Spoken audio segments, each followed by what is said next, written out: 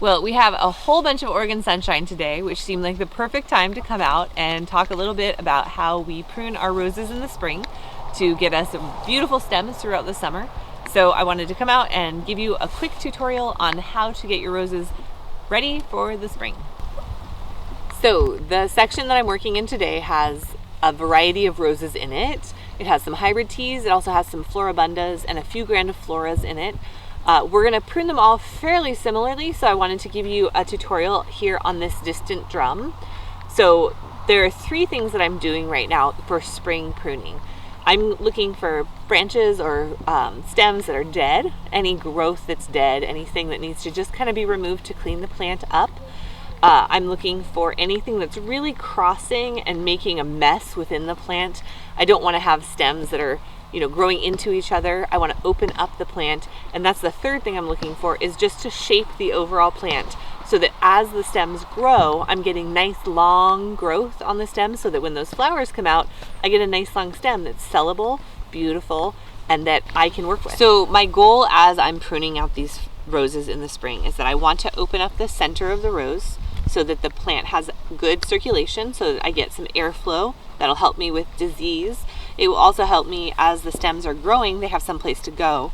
And I want to cut out anything that's diseased or dead. And so particularly this stem right here looks to me like it has some disease on it. It's got a little bit of tip dying off. So I'm going to cut it way back into it's also in the center, so it's crossing with a bunch of stuff. So I'm going to get rid of that. And then I'm going to look for things that are crossing, branches that are in the way. I have this one right here in the center that's kind of coming from the middle and heading out. It's not doing me any good, so I'm going to get rid of that. And I'm left with kind of this vase shape, this martini glass, if you will, that I want to kind of prune back, clean up, and make so that as the rose is growing up, the branches are coming out, the stems are nice and long, and the roses will be nice and healthy.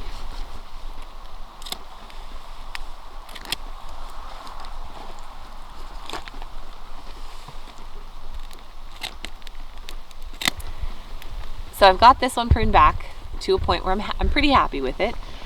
Keeping in mind that in the fall we pruned these roses back about a third, mostly for height, and then this is just kind of a cleanup. So you can see that I've cleaned out the middle of this rose so that everything's coming to the outside. As I've pruned these outside branches, I'm pruning to a outside facing bud so that when this comes out in the spring, it's going to shoot out and go to the outside instead of coming to the inside and causing more cluster in the middle.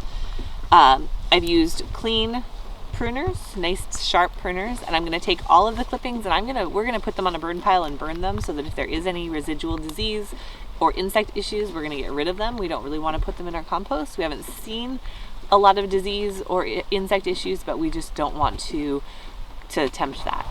So in addition to your hybrid teas and grandifloras and floribundas, we also grow garden roses, so ones that are a little bit more ethereal in their shape and in their scent.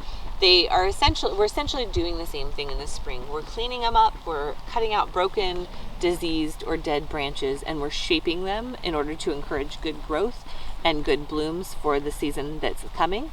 The difference is that these garden roses, many of them, not all of them, but many of them get a lot bigger and their shape is a little bit more sprawling. So we're going to take a different tact and we're going to try to kind of keep them a little bit more contained so that we might end up cutting them back a bit more in the spring. We again already pruned them in the fall, but we're going to prune them back just a touch more, kind of get them shaped out, and I'll show you what that looks like when I'm done with this one.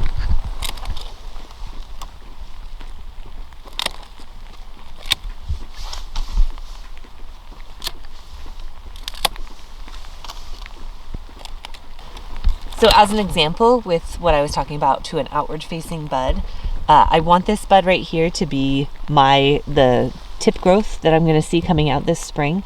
So I'm going to go just a tiny bit above, maybe like a 1/4 inch, and I'm going to angle it so that my cut is in line with that bud.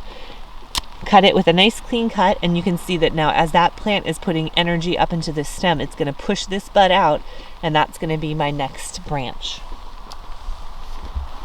So I've got this nice bowl shape going with this rose now. So the center is nice and cleaned out. I've got things facing to the outside, and I want to make sure that as I cut back all of these, I'm cutting them back so that they're nice and tight to the next growth. I don't really want a lot of like sticking up branches. I want to make sure that everything's nice and clean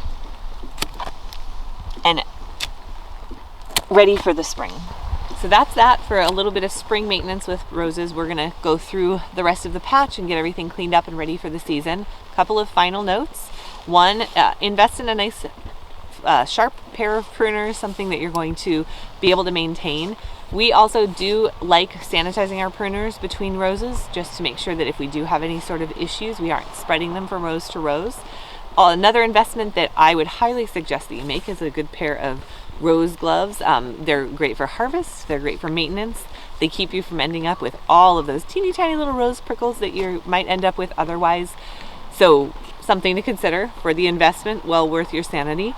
We're going to continue to update you on the roses throughout the season, so check back for that. You'll be able to see us as we're going through the season in spring growth, summer growth, harvest, all the beauty of the roses, and a fall maintenance video as well in the making.